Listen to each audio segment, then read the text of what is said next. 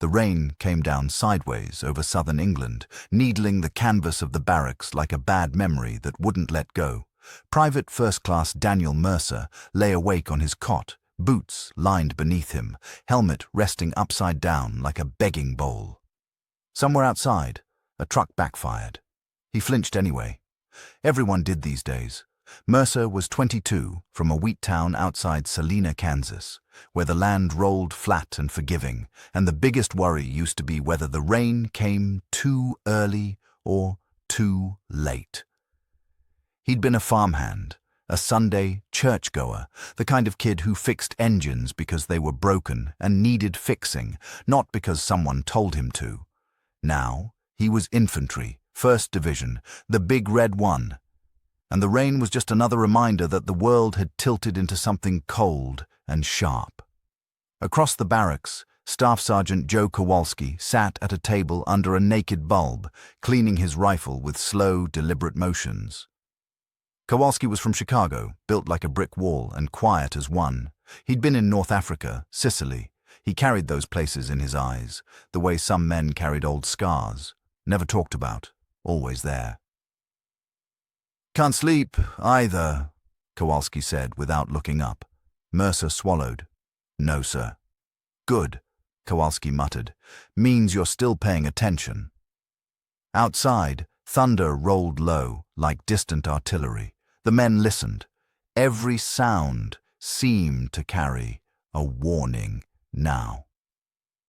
They'd been briefed that afternoon in a drafty hangar that smelled of oil and wet wool. A colonel with tired eyes and a voice worn thin by repetition stood in front of a map of Europe, red arrows stabbing eastward.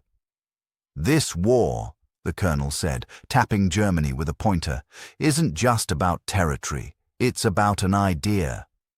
He didn't say Hitler's name at first. He didn't have to. Everyone knew it hovered there, like a curse. You didn't want to speak out loud. Intelligence officers followed, laying out grainy photographs and intercepted reports.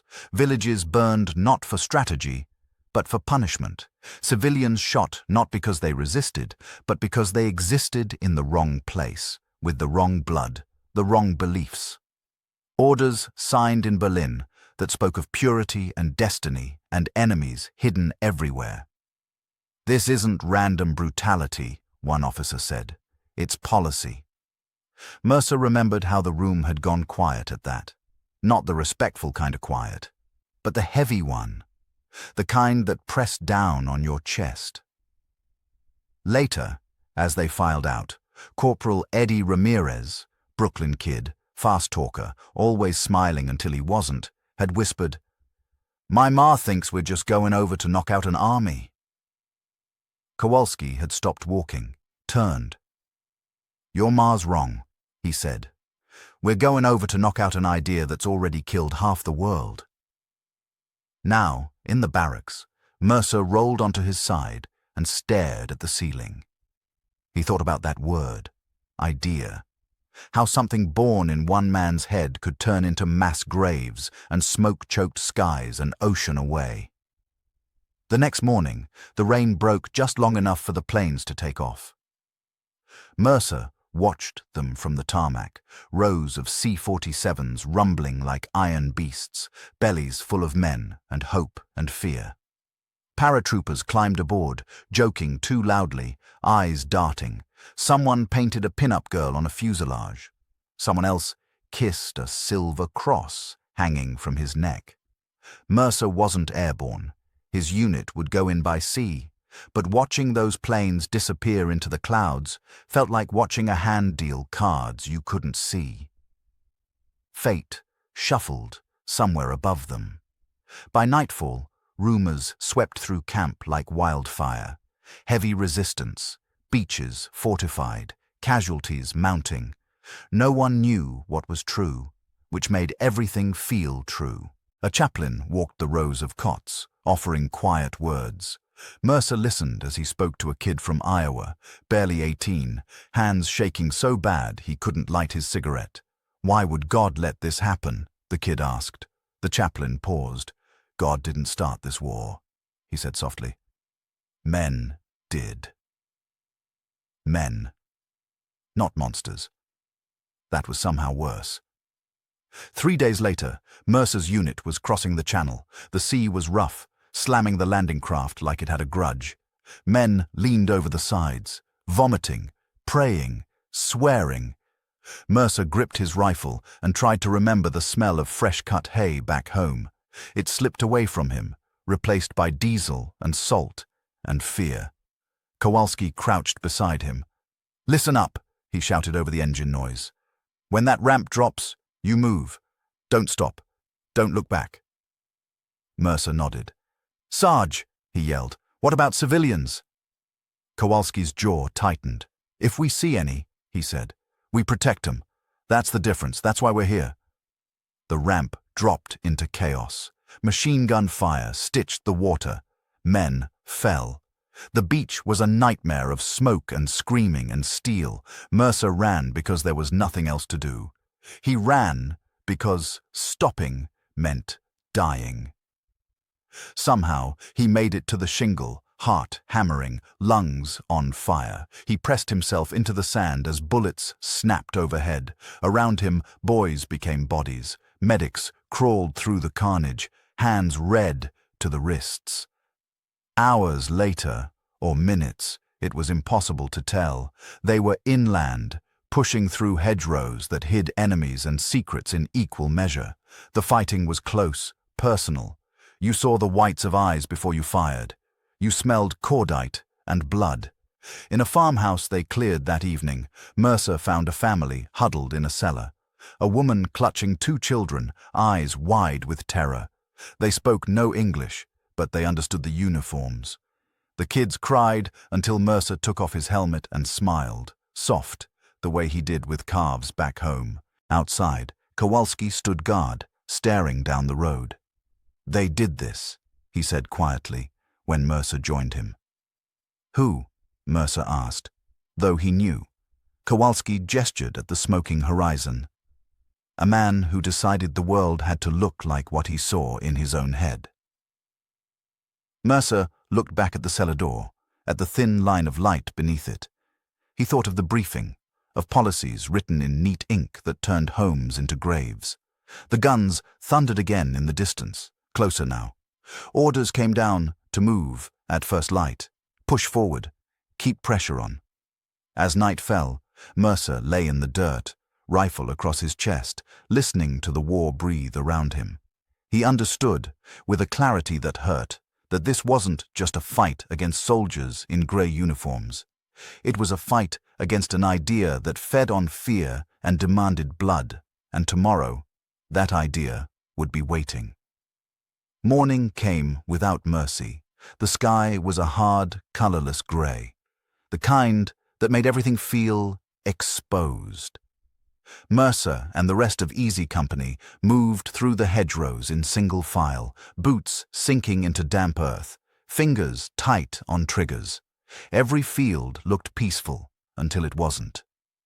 Every bend in the lane could be a grave. Kowalski raised a fist. The line froze. Up ahead, a village smouldered. Stone houses blackened by fire, a church steeple cracked clean in half. Smoke drifted low, carrying the sour stink of burned wood and something worse beneath it. Ramirez crept up beside Mercer. "Looks like hell already beat us here," he whispered. They advanced cautiously, rifles up. A barn door hung open, swaying. Inside, they found bodies. Not soldiers. Old men, women, a boy no older than 12, shot where they stood. Mercer felt something hollow out in his chest. "Jesus," he breathed. Kowalski knelt, checking for signs of life, even though there were none. His face was stone. "This wasn't crossfire," he said. "This was deliberate." An interpreter arrived with a French resistance fighter, a thin man with eyes too old for his face. He spoke fast, angry, words tumbling over each other. "He says the Germans came through 2 nights ago," the interpreter relayed. "SS unit, looking for partisans. They didn't find any. So, they did this instead." Ramirez said. The resistance fighter nodded fiercely. Punishment, he said in broken English. Example. Mercer looked away, bile rising in his throat. The briefing echoed in his mind. This isn't random brutality. It's policy. They buried the dead as best they could, shallow graves marked with stones. No prayers, no time. Orders crackled over the radio. Push east. Intelligence suggested a German strongpoint beyond the ridge, guarding a crossroads vital to the advance. Another arrow on another map, but Mercer knew now what those arrows crushed beneath them. The assault began at noon. Artillery softened the ridge, shells walking up the slope in thunderous steps. The earth shook. Then the whistles blew. They ran uphill into fire. Machine guns chattered from hidden nests, bullets snapping through leaves and flesh alike. Mercer dove behind a fallen tree, heart slamming, ears ringing. He popped up, fired blind, ducked again. "Move, Kansas!" Ramirez yelled, already sprinting forward. They leapfrogged, inch by bloody inch. A mortar round landed too close, showering them with dirt and fragments. When the smoke cleared, Kowalski was on the ground, clutching his leg, blood soaking through his trousers. Mercer crawled to him. "Sarge!" Kowalski grimaced. "Just a scratch," he lied. "Don't you dare stop." A medic skidded in, worked fast. "He's going back," the medic said. Kowalski grabbed Mercer's sleeve. His grip was iron. "Listen to me," he said, voice low. "This ain't just about taking hills. You see what they're doing to people. That's why you keep moving. That's why you don't break." Mercer nodded, throat tight. Then Kowalski was gone, carried downhill, and Mercer was the one shouting orders he never expected to give. They took the ridge by late afternoon. The German survivors fled, leaving behind empty bunkers and propaganda posters plastered on the walls. Idealized Aryan families, slogans about destiny and sacrifice. Mercer tore one down, ripping it in half. Inside a dugout, they found documents, orders stamped and signed, language cold and bureaucratic, cleansing operations, necessary measures. Ramirez shook his head. They write it like it's laundry. Night brought no rest. Counterattacks probed their lines, flares turning the darkness white-hot. Mercer fired until his rifle smoked, until his hands shook so badly he thought he might drop it. Between attacks, he sat in a foxhole with Lieutenant Harris, a college man from Ohio who still tried to sound calm even when his eyes betrayed him. "Why do you think they follow him?" Mercer asked quietly. "After all this." Harris took a long breath. "Belief's a powerful thing," he said, "especially when it gives people someone to blame, someone to hate." Another day, another village. This one had survivors, gaunt faces, eyes hollow with fear. A woman pressed a folded photograph into Mercer's hand. Her husband, her brother, gone. Shot for hiding bread. "They say Germany must be pure," she said through the interpreter. "Pure means empty." Mercer didn't know what to say. He just nodded, promised what he couldn't guarantee. The deeper they pushed, the worse it got. Camps hastily abandoned, the evidence left behind like an open wound. Piles of shoes, striped uniforms, names scratched into walls. Ramirez vomited behind a truck. "How does a man wake up and decide this?" he said hoarsely. Mercer had no answer. He thought of Hitler, not as a distant caricature, but as a human being whose personal obsessions, hatreds, and delusions had metastasized into doctrine. An entire machine built to serve one twisted vision. Orders came down for a major engagement near the crossroads. Intelligence warned the enemy would fight hard, fanatically. These weren't just soldiers defending ground. They were true believers. On the eve of the battle, Mercer wrote a letter home by flashlight, words cramped and careful. "Ma," he wrote, "I don't know how to explain what we're seeing. Just know that if I don't make it back, It wasn't for land or glory. It was to stop something evil from keeping on. He folded the letter, tucked it into his jacket.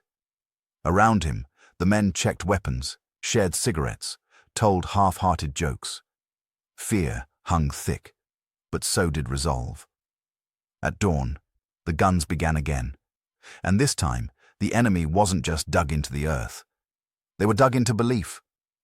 The crossroads lay in a shallow valley, 4 roads converging like scars cut into the land.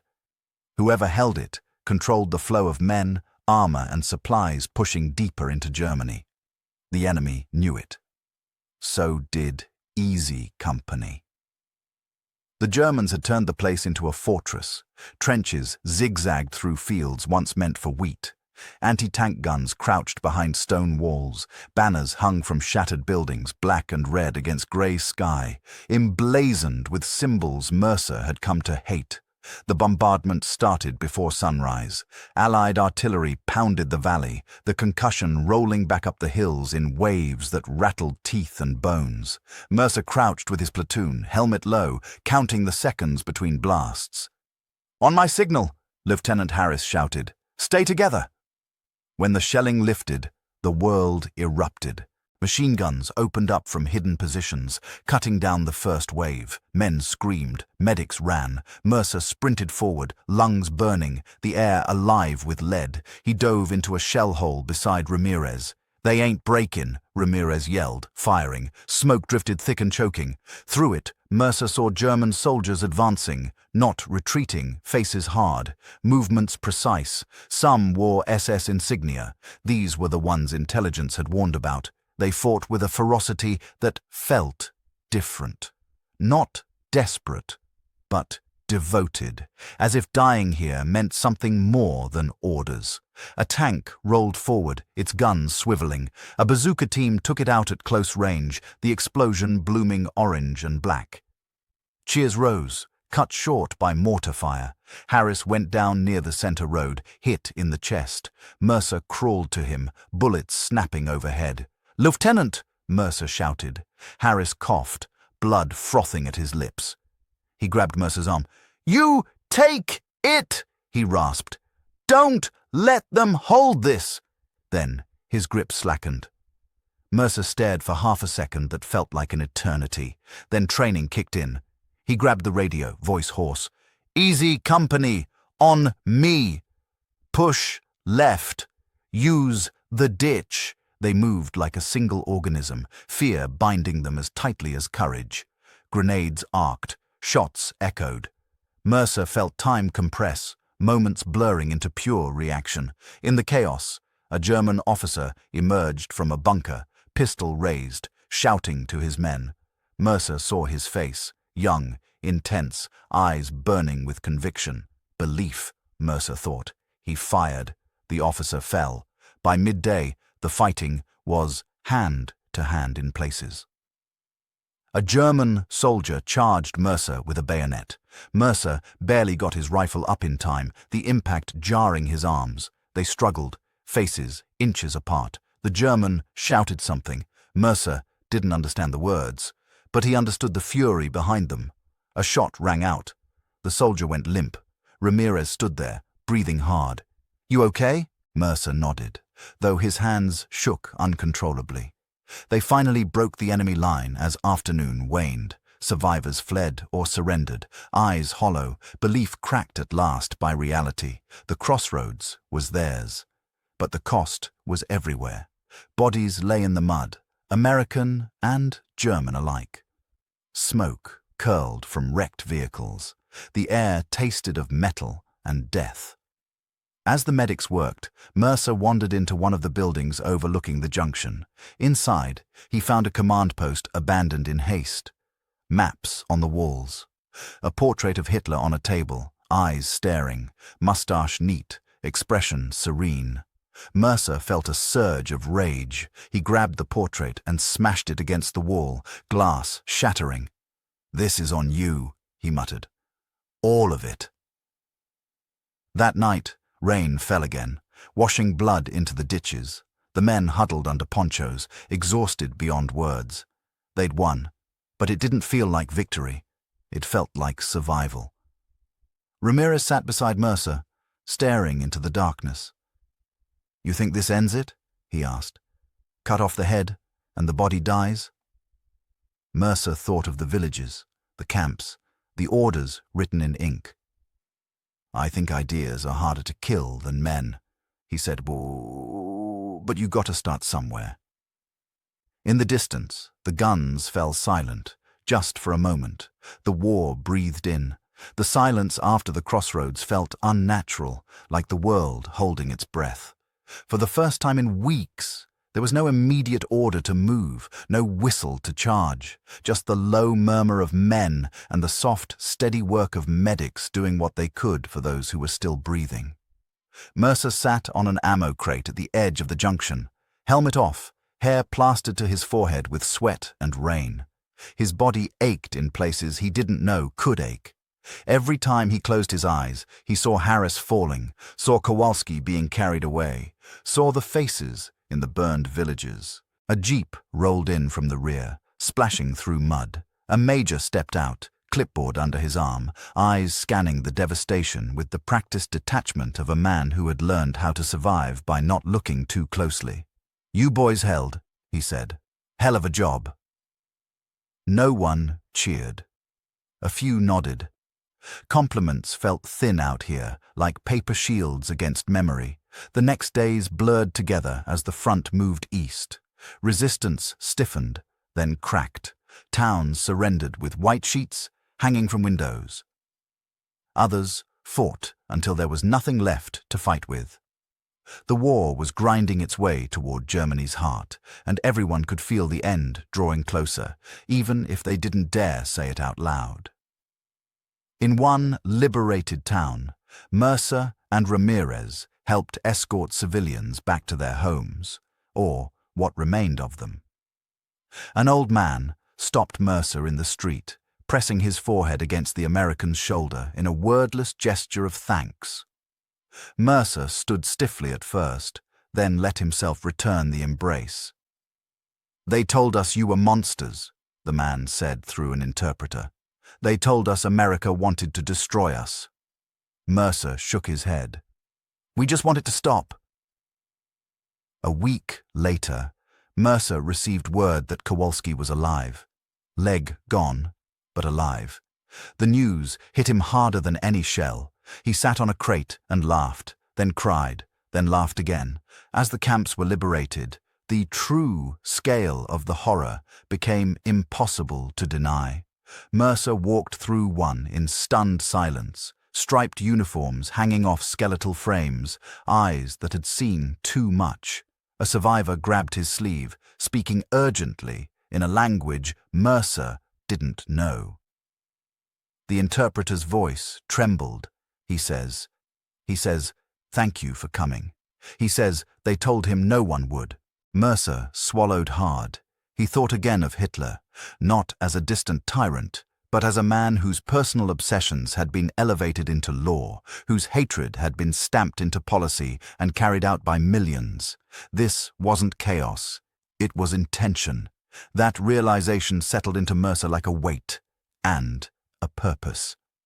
When Germany finally surrendered, the announcement crackled over the radio on a quiet morning. Men stared at each other, disbelief slowly giving way to something like relief. Some cheered. Some sat down and didn't move. Ramirez crossed himself. Someone fired a shot into the air, then stopped, embarrassed. Mercer felt empty and full all at once. Weeks later, he stood on a transport ship headed home, the Atlantic stretching wide and indifferent beneath them. He leaned on the railing, wind in his face, letter from his mother folded in his pocket. Ramirez joined him. "You ever think about what you'll tell people?" he asked. "Back home?" Mercer watched the horizon. "I'll tell 'em we fought men who believed terrible things," he said, "and that belief can be as dangerous as any weapon." Ramirez nodded. "And that we stopped 'em."